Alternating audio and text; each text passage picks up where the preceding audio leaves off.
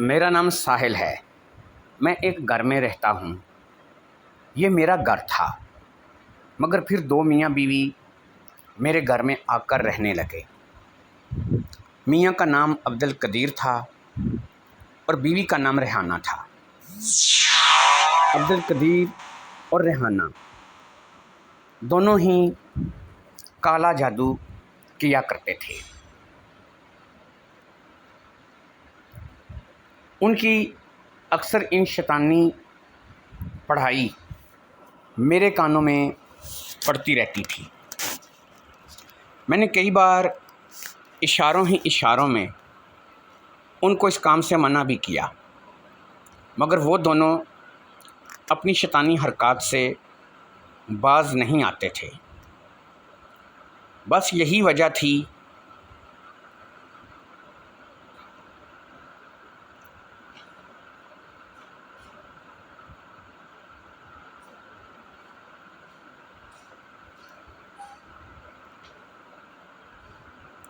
کہ میں ان دونوں سے نفرت کرتا تھا، مگر میری بھی ایک حد ہے۔ میں نے زندگی میں کبھی کسی کو نقصان پہنچانے کا نہیں سوچا، اس لیے جیسے ہی میں ان لوگوں کے ساتھ گزارا کر رہا تھا، ان کے کارنامے حد سے زیادہ گزرتے جا رہے تھے۔ میں یہ سوچنے لگا مجھے کوئی سخت قدم اٹھانا چاہیے، مگر میں ہر بار سوچ کر رہ جاتا۔ بہرحال جیسے گزارا ہو رہا تھا، مگر ایک دن تو حد ہی ہو گئی۔ عبدالقدیر کے پاس ایک کالے علم کی کتاب تھی۔ اس نے کتاب سے ایک شیطانی عمل پڑھا اور اس پر عمل کرنے کا فیصلہ کر لیا۔ اس کی بیوی ریحانہ امید سے تھی۔ عمل کچھ یوں تھا کہ جیسے ہی ریحانہ کے بچہ پیدا ہوتا، عبدالقدیر ایک خاص منتر کا جپ کرتے ہوئے ریحانہ کو ذبح کر دیتا، اور پھر جو بچہ پیدا ہوا تھا اس کو بھی ذبح کر دیتا۔ جیسے ہی وہ ان دونوں کو ذبح کرتا، اس بچے کا ہمزاد حاضر ہو جاتا اور عبدالقدیر سے اس کی 3 خواہشیں پوچھتا۔ عبدالقدیر اپنی کوئی بھی 3 خواہشیں بتا کر مالدار ہو سکتا تھا، یا پھر جو بھی وہ مانگتا ہمزاد کو اسے لا کر دینا ہی پڑتا۔ عبدالقدیر نے جب اس عمل کے بارے میں پڑھا اور اس پر عمل کرنے کا فیصلہ کیا تو اب مجھ سے رہا نہیں گیا۔ میں نے کچھ اور تو نہیں کرنا تھا۔ میں نے عبدالقدیر کے بچے کی حفاظت کروں گا اور اس بچے کو کچھ بھی نہ ہونے دوں گا۔ ریحانہ مرتی ہے تو مر جائے، خود بھی انہی کاموں میں لگی رہتی ہے، مجھے اس کے مرنے کا کوئی غم نہیں ہوگا۔ مگر میں نے سوچ لیا تھا کہ میں بچے کی حفاظت کروں گا۔ وقت گزرنے لگا اور ریحانہ کا وقت قریب آ گیا۔ اللہ نے ریحانہ کو ایک بہت پیارا بیٹا دیا۔ جب دایا رخصت ہو گئی تو عبدالقدیر اپنے کپڑوں میں ایک چھری چھپا کر ریحانہ کے کمرے میں داخل ہوا۔